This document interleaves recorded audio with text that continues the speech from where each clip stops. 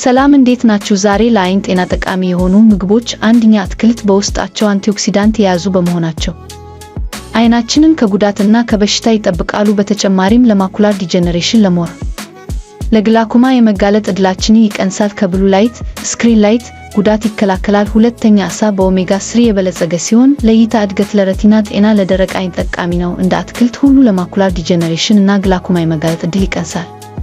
ሶስተኛ ስጋና ዶሮ በውስጣቸው ዚንክ የያዙ በመሆኑ ይህም በጉበት ውስጥ ያለ ቫይታሚን ኤን ወደ የዓይን ብርሃን መቀበያ ረቲና በመውሰድ የዓይንና የቆዳ ጤናን ይጠብቃል። አራተኛ እንቁላል በውስጡ ዚንክ እና ሌሎችን ጥረ ነገሮችን የያዘ ሲሆን እንደ ዲያቤቲክ ሬቲኖፓቲ ያሉ የዓይን በሽታዎችን እና ዓይነ ስውርነትን ይከላከላል። በተጨማሪም የኮምፒውተር የቲቪ ጨረር ይከላከላል፣ የዓይን ሞራ እንዳይፈጠር ይረዳል። አምስተኛ ወተትና የወተት ተዋጽኦ ለምሳሌ እርጎ በውስጣቸው ዚንክ፣ ቫይታሚን ኤ እና ሚኒራልስ የያዘ ሲሆን ለማታ እይታ፣ ለረቲና ጤና ነው።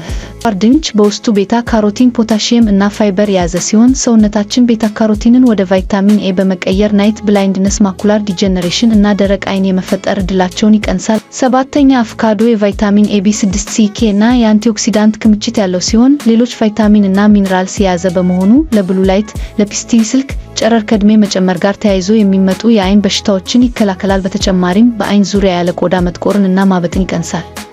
ስምንተኛ ካሮት ለዓይን ጤና ጠቃሚ መሆኑ ይታወቃል። እንደ ስፒናች፣ ጎመን እና ብሮኮሊ ካሮትም ቫይታሚን ኤ እና ቤታ ካሮቲን በውስጡ ይይዛል። ይህም የዓይን ኢንፌክሽን እና ሲሪየስ የሆኑ በሽታዎችን ይከላከላል። ዘጠነኛ ፍራፍሬዎች ለምሳሌ እንጆሪ፣ ብርቱካን፣ ሎሚ በቫይታሚን ሲ እና አንቲኦክሲዳንት የበለጸጉ ሲሆን ለዓይን ብሌን ጤናና ዓይናችን ቅርሱን ጠብቆበት አስፈላጊ ናቸው።